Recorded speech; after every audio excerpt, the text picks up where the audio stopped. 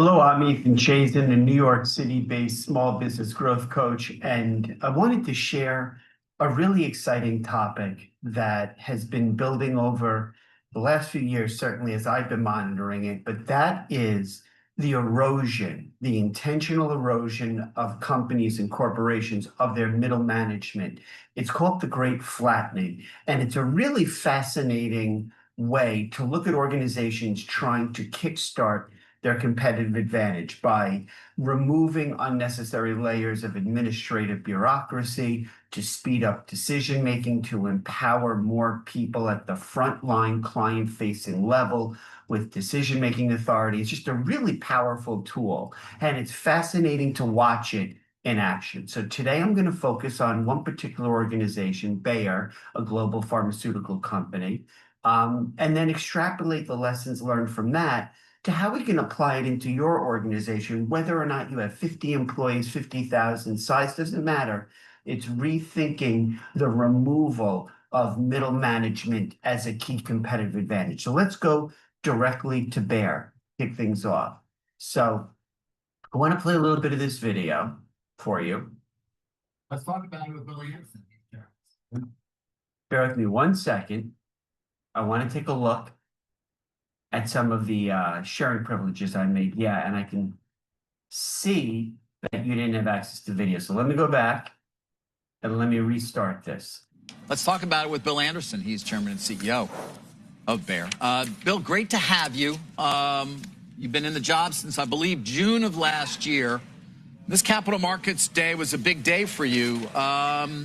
Let's start off with what may have surprised some, the decision in no way to pursue a breakup of the company. Why the choice to keep it all together, whether it's consumer health, pharma, or crop sciences?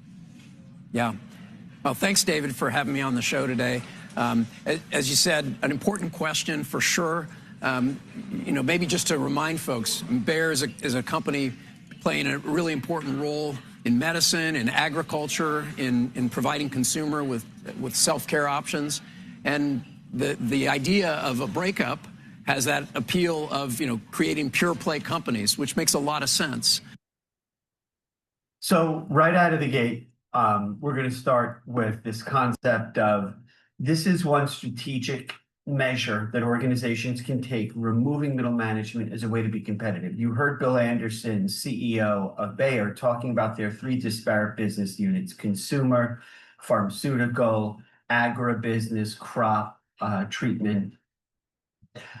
He's talking about splitting up the company into three separate entities, but a critical component of his initiative to turn Bayer's underperforming financial results around is to flatten the organization to speed up a certain number of positive impacts.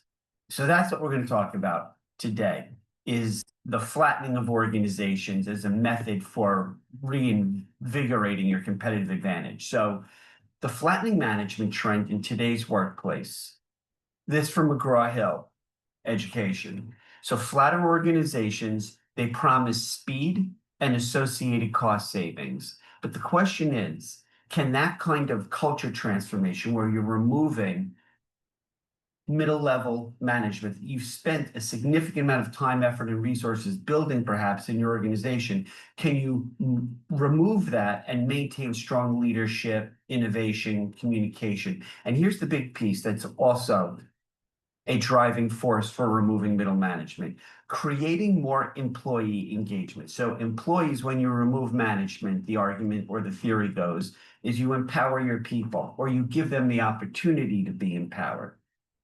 So most of modern American corporate life, going back to the Industrial Revolution, people leaving their farms, going to the cities to work in manufacturing capacities, these industrial endeavors have been built on layers and layers of bureaucracy, management, supervisors who always reported up to senior leadership and exerted senior leadership vision and directives down.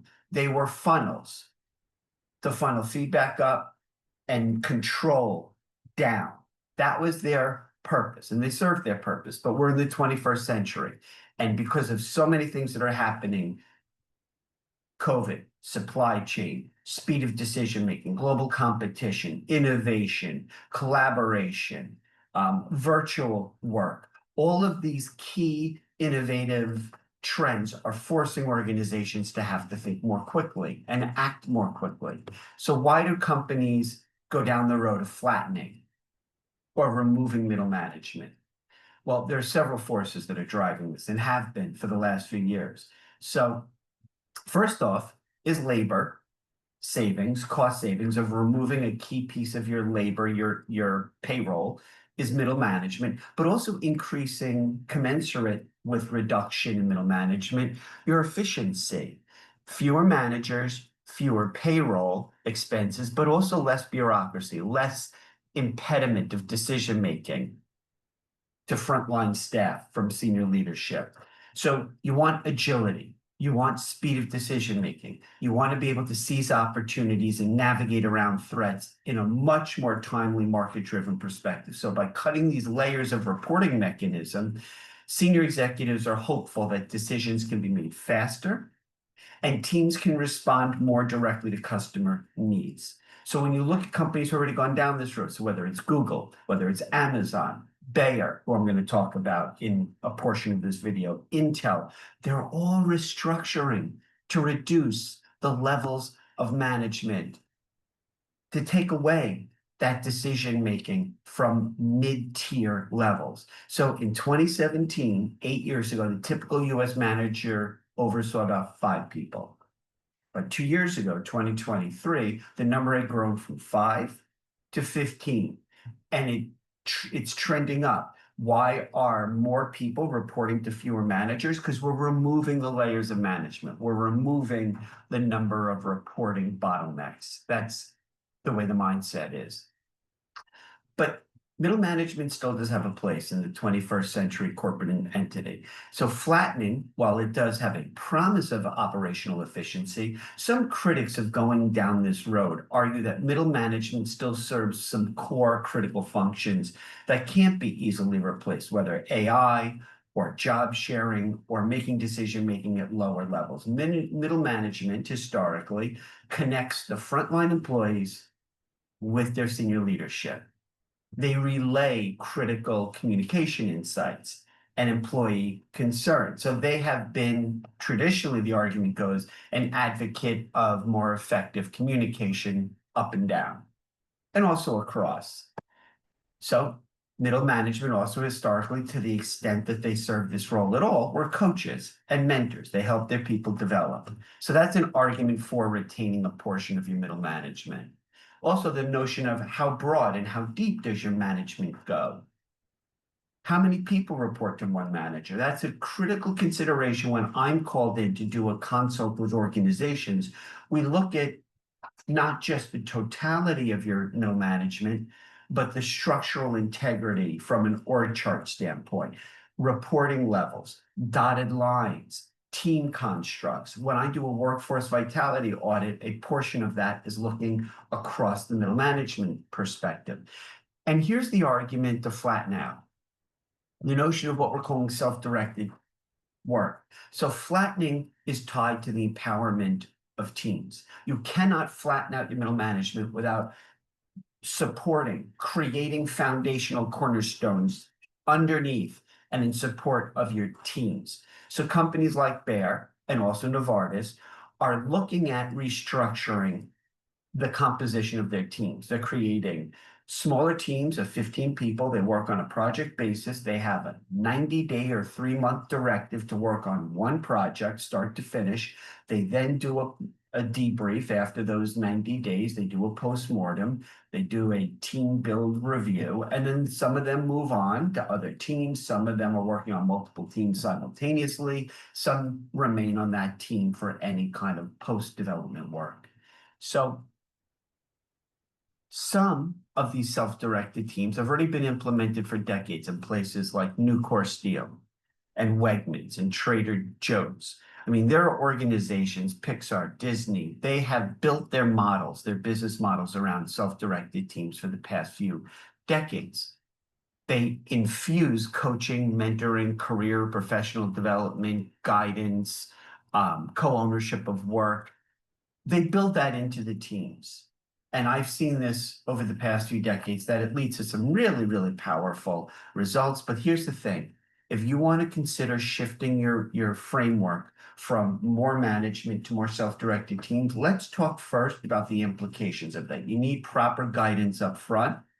You need to make sure that everybody has a voice, everybody's concerns are heard, and everybody feels like they have a home. Because one of the things that happens inevitably as you're building out a model of self-directed teams is people are left standing to the sides wondering, ooh, is somebody going to pick me last to play dodgeball at gym? This is not middle school gym.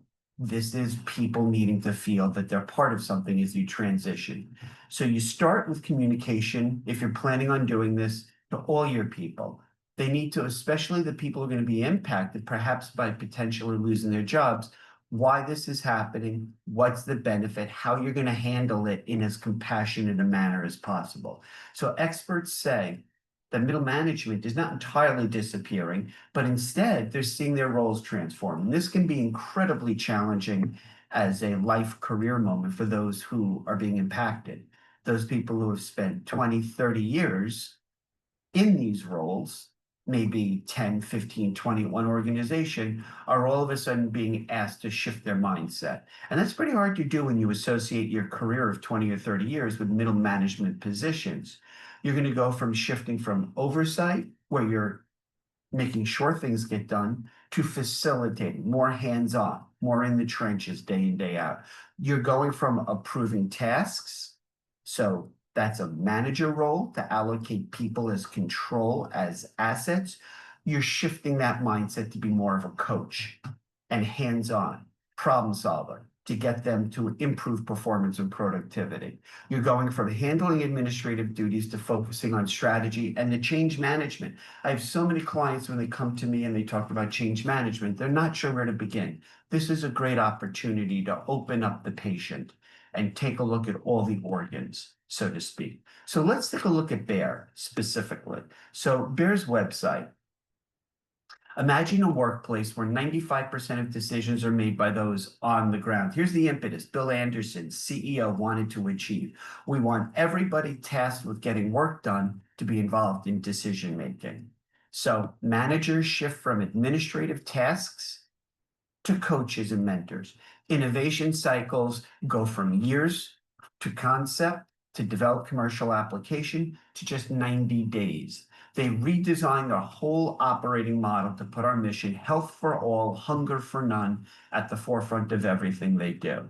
So let's take a listen to Bill Anderson, CEO of Bayer, as he reports on the state of Bayer 6 months into 2025. We're midway through 2025. Let's take a look at where we stand.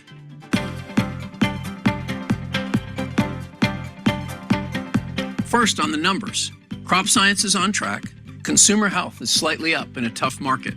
We're outpacing expectations in pharma, thanks to teams here in Berlin and around the world. So we're upgrading our 2025 group sales and earnings outlook. Net financial debt and free cash flow remain on plan. It's been a big quarter for our pipelines. We received several approvals in pharma, and we reached milestones in heart failure, prostate cancer, and vision loss. More to come. In agriculture, we're working on one of the first new herbicides in decades, an AI-powered breakthrough for farmers. We filed it for approval in the US, Canada, Brazil, and the EU. In consumer health, our teams took Mirafast, a soft chew for quick digestive relief, from idea to market in less than a year. Litigation remains a threat, and we're on it. In and out of the courtroom, we're advancing a multi-pronged strategy, making decisions today to narrow our exposure and bring the company closer to significant containment. The people of Bayer press on. We've installed a one-of-a-kind organization design with a span of coaching averaging 15 and reaching up to 100 people. The people doing the work are taking decisions and moving faster than ever before. We're beginning an important second half with big decisions, launches, and geopolitical and currency crosswinds to navigate. And we're all in for the people counting on Bayer. So really powerful stuff. Really, really powerful stuff. And the takeaway, when you think about it, takeaway, you just heard Bill Anderson say, the people who are doing the work need to make the decisions. That's powerful. That is the mindset that I'm seeing and I'm asked to implement in organizations who see it in other companies who are already going down this path and reaping the financial benefit, the rewards of taking power and shifting it from consolidation in the middle and sliding that down. If you think about it, it's flattening a pyramid 20th century command control structure into what's being referred to as a matrix or flatter organizations that are built not on functions, silos that hardly speak together like HR, marketing, sales, but rather on interdependent teams built on a subcore of maybe 10 or 15 individuals who have complete ownership of that initiative for a shorter period of time. So that's powerful. So I do want to move on because I do want to talk a little bit more about what it's doing because it's exciting. So this from Harvard Business Review, what's the future of middle management?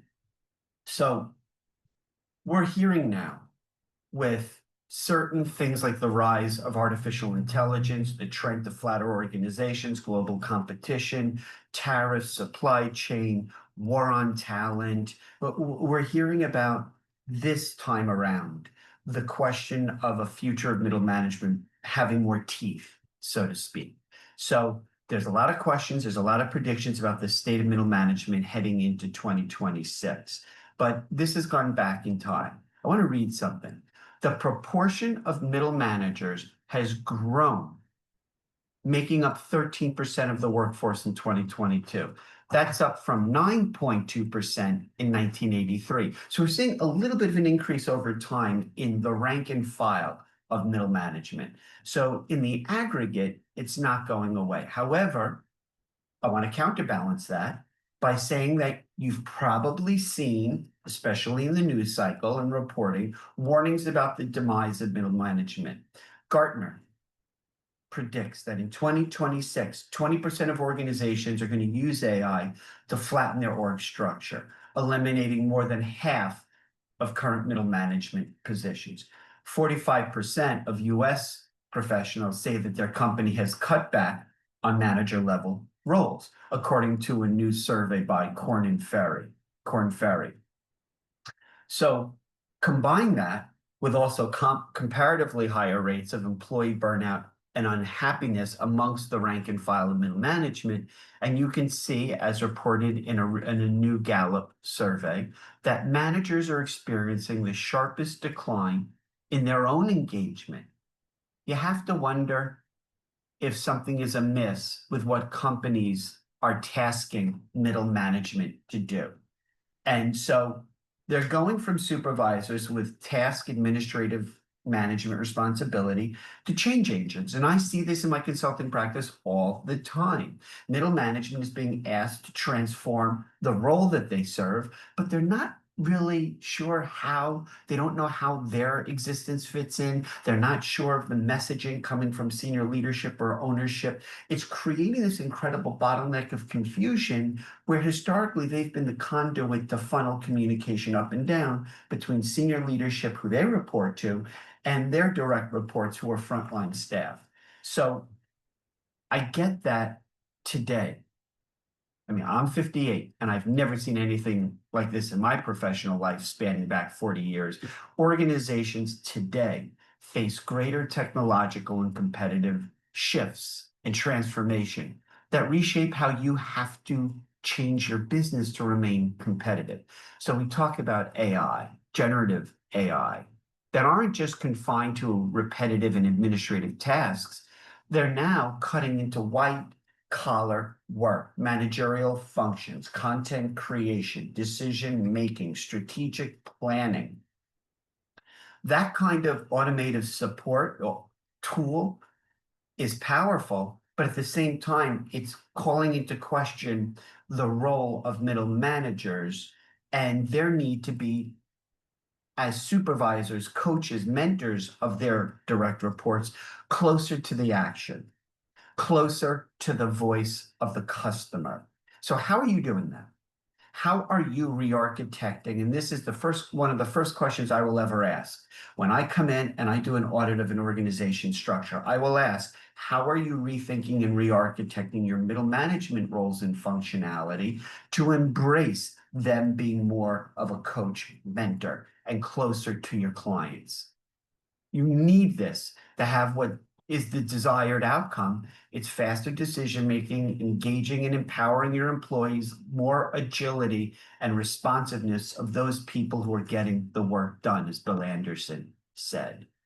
So our response to these shifts has been the call for delayering or flattening, the removal of middle management ranks to improve your company's productivity, agility, employee motivation.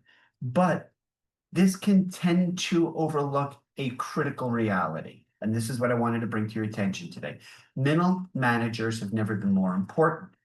In times like this of tremendous transformation, they're the ones who play a vital role in shaping your organization's ability to transform and adapt. So, two key functions of middle management you've got to take into consideration. First, the connection between frontline employees, those who reported historically in your organization to the rank and file of middle management, the link between your employees and your leadership team. Middle management, in their role as supervisors of your people, have direct access to your customers' insights, which your senior leadership team may not have had. They're uniquely positioned to detect shifts in customer needs, wants, desires, demands, and relay this critical information to your ultimate decision makers. In times of heightened uncertainty, like we all find ourselves in today, when organizations who are tasked with rapidly refining their value propositions, you need this feedback loop between your middle management and the voice of the customer. So that's first and foremost. The second key consideration as you're considering this flattening or removal of middle management to speed up the benefit process. Middle managers they may already, but they certainly can serve as coaches and mentors that put into practice shifts that your senior leadership wants to make in strategic focus to gain greater operational efficiency, shifts on the ground with implementing change and assisting their direct reports.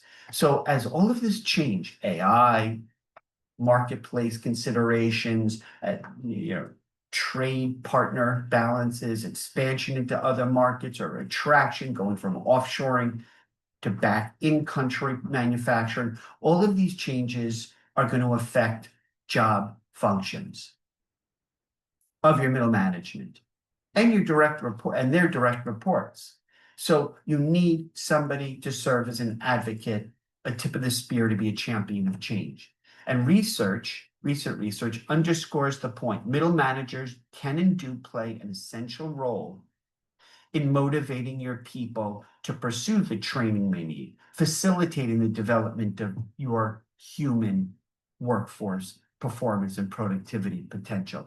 And they also can support your workers as they navigate career paths, which, when you remove middle management and you create more of a self-functioning, self-directed team approach, people who are not familiar or comfortable with this new way of doing business, they're going to feel at a loss. And middle management can be invaluable in that regard. So let's go back to Bayer. They asked, Bill Anderson, when he became CEO, asked 100,000 workers to self-organize to save $2.15 billion US. Financially, yes, there was an impetus of market conditions that caused Bill Anderson to take his prior experience running teams as CEO of places like Genentech to support their struggling financial performance at Bayer. So doing away with middle management, one core philosophy of Brian Anderson, removing 99% of the company's 1,362-page corporate handbook, allowing 100,000 people to effectively self-manage. That's what removing that middle management leads to, is allowing your people to have ultimate autonomy, control over what they work on, who they work with, when they work, and where they work from. A 160-year-old German company known for inventing aspirin, stuck in a financial rut. This is the impetus for change. As in most companies, it's okay. There's not a value construct there. Its market capitalization plunged to a 2 decades low, spurred on by disastrous acquisition of Monsanto, and relatively new, he's been in the job 2 years, CEO Bill Anderson believes that flattening Bayer and slashing corporate bureaucracy is the key to their successful turnaround. So he joined in June 2024. He learned that the company's rules and procedures handbook was longer than War and Peace. So when he went on a listening tour to talk to his people, they said the same thing over and over again. They said, increasingly, we can't get anything done, he told Business Insider. It's too hard, our employees said, to get their ideas approved. Or you have to consult with so many people. Ask yourself this. Can you envision your people saying this? Are they saying this? Most likely they are. Maybe not to you and or your other leadership team members, but they're saying some manifestation of, we cannot get things done. So here's the thing. This is Bill Anderson speaking on behalf of Bayer as a multinational corporation. We hire highly educated, trained people, and then we put them in these environments with rules, policies, procedures, 8 layers of hierarchy, he says. Then we wonder why big companies are so lame most of the time. He's on to something. I've been saying this for about 30 years, but he's on to something in terms of matching the degree of administrative overkill that your organizational structure causes and your inability to adapt and change and remain competitive. So the company is going boss less, or as he calls it, and here's the key word at Bayer, DSO. I want to introduce you to dynamic shared ownership. Dynamic shared ownership. People have skin in the game. So whether or not DSO is a fancy metaphor or a euphemism for headcount reduction, he insists, Bill Anderson, that the new way of working at Bayer could be revolutionary because it's happening at other places. As I mentioned, Amazon, Google, other world-class organizations have gone down this road already. We don't have to be that good to beat the current system. The 57-year-old CEO told the Wall Street Journal, in coming years, Bayer's workforce is going to be comprised, think about 100,000 employees, right? 100,000. Now rethink that into 5,000 to 6,000 self-directed teams of maybe 15 employees each who get together on a project. They work for no more than 90 days, and then they regroup after that 90-day expires, and then they refocus and move on to the next project, either all as part of the same team or getting involved in new teams. Employees at Bayer's Consumer Health Division have already gotten a taste of the new structure. They've been shown how to practically sign off on one another's ideas without a manager in sight.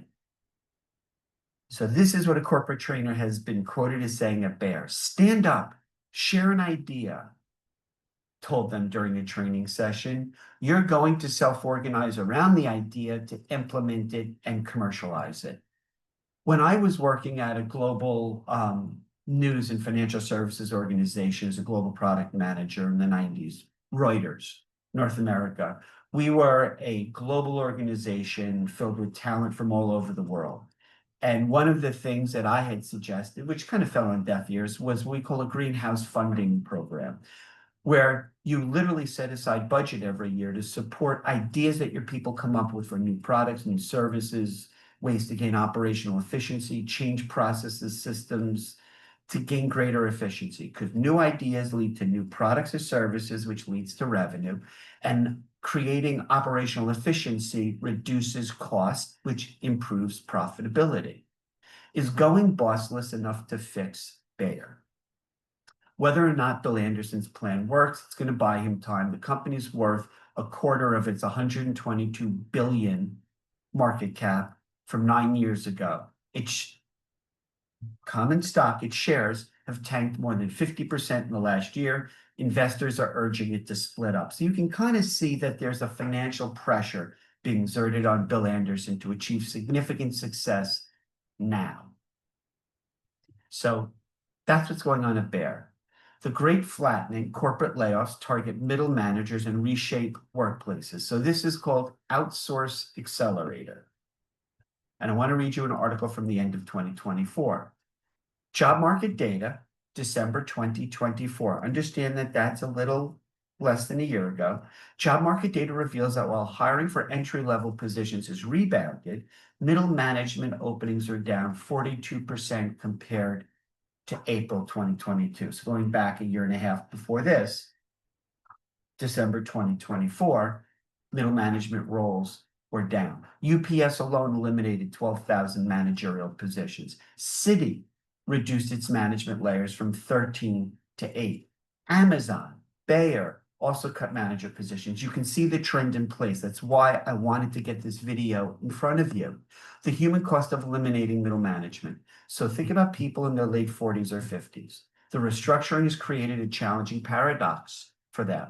Despite decades of experience, many find themselves caught in an impossible situation. They're overqualified for entry-level roles and unable to find management roles in an increasingly flattened 21st century corporate world. So call this the scenario of unintended consequences. While companies pursue operational efficiency by flattening, early signs of strain are emerging. So this is the other side. This is where I warn you about the ramifications of going down this road and not giving it sufficient strategic planning, preparation, and thought.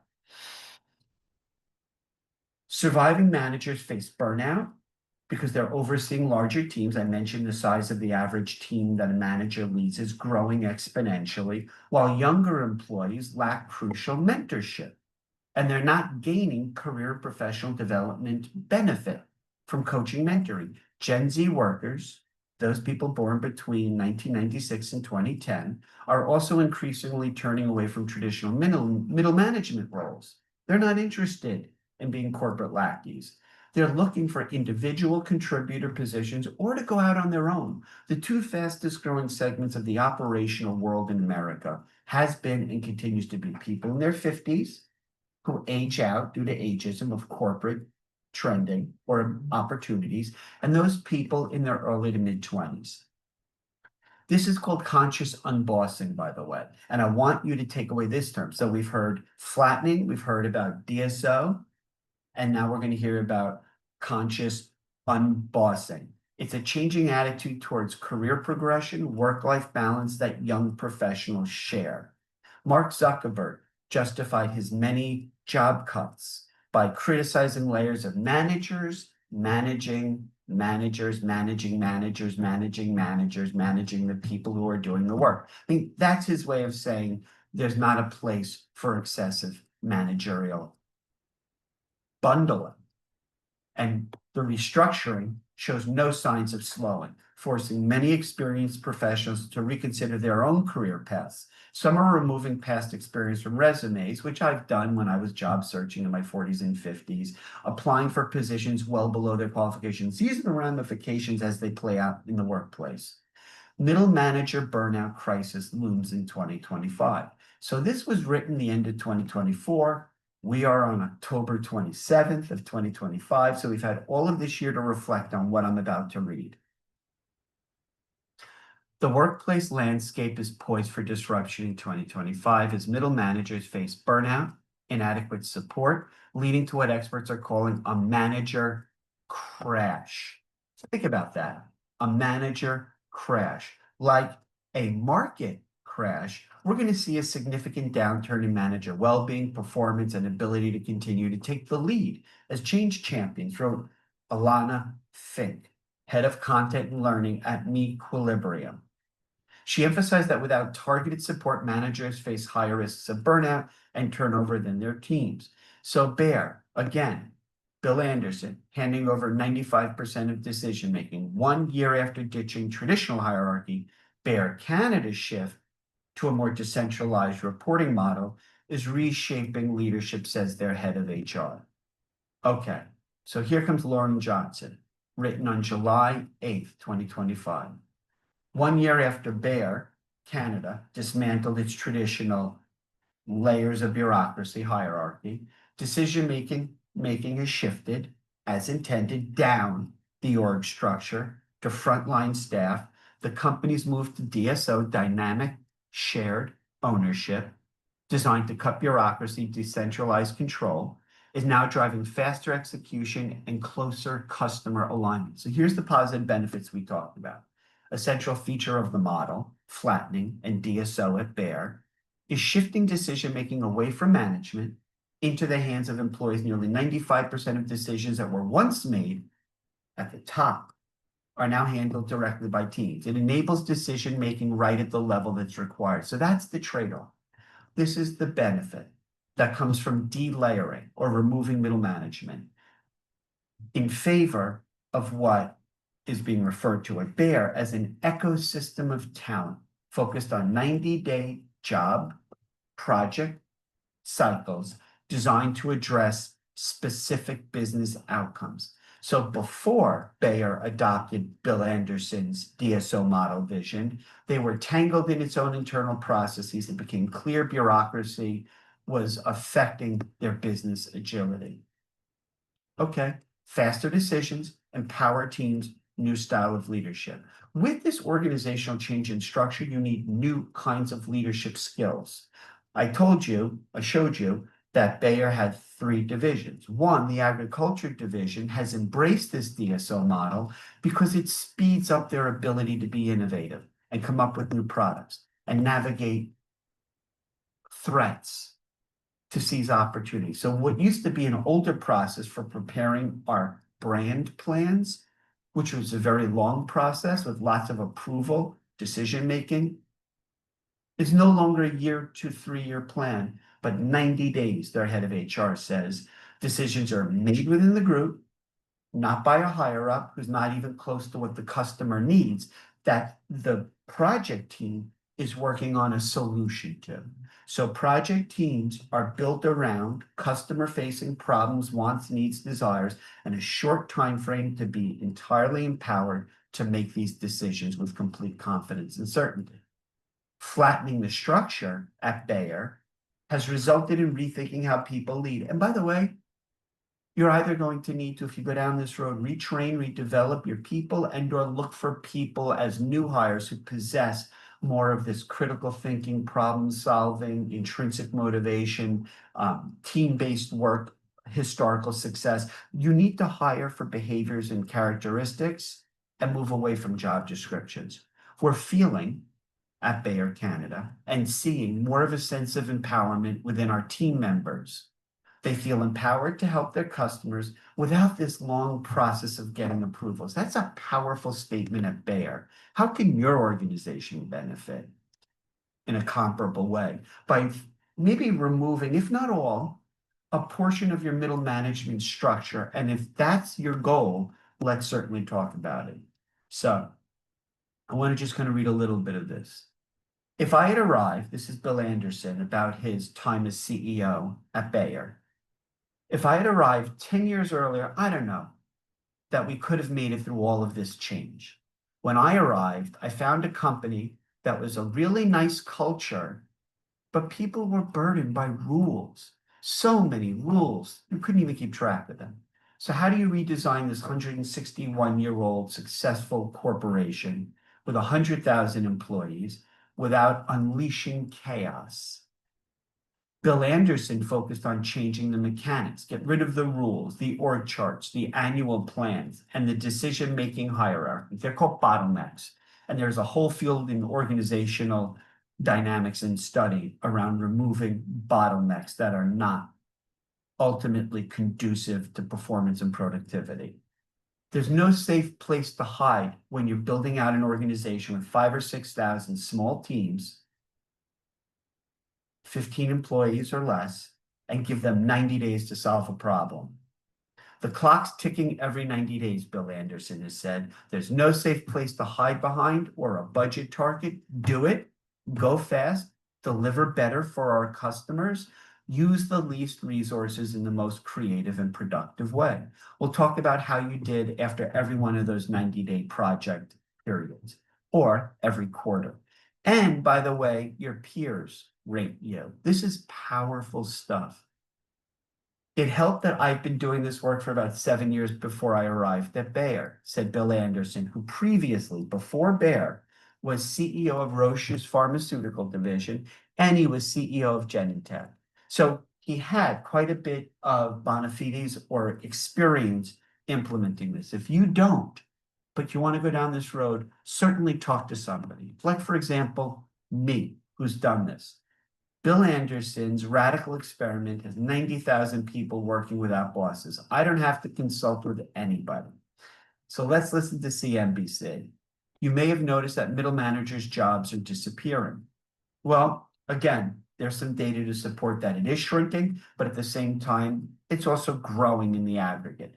But when you look at specific companies like Amazon and Meta, Walmart, UPS, Estee Lauder, they've all, after COVID, been cutting layers of middle management in what's called greater efficiency or the great flattening. But if you ask Bill Anderson at Bayer, German life sciences giant, which is best known for the invention of aspirin, he'll tell you that the other companies are not going fast enough, far enough. He's run Bayer since June of 2023, and he spent his entire tenure there attempting to answer the fundamental question you're probably looking to answer for your business. Can our company run with nearly no middle managers? His system, which I referred to before, is called DSO, Dynamic Shared Ownership. Everybody, all employees, are expected to lead themselves rather than rely on a chain of command. And that's what we're talking about here. So that's the goal of today's video, is to frame for you this shift away from overburdensome middle management to free up your people who are directly working with and on behalf of your customers.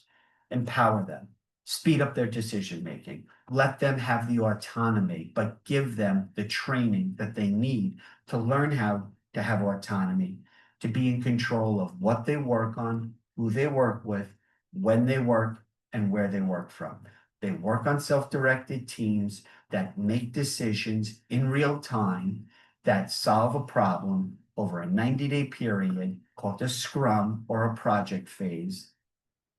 Very little to no interruption or interference, but they're provided with the support and the resources they need to be successful as teams and as individuals.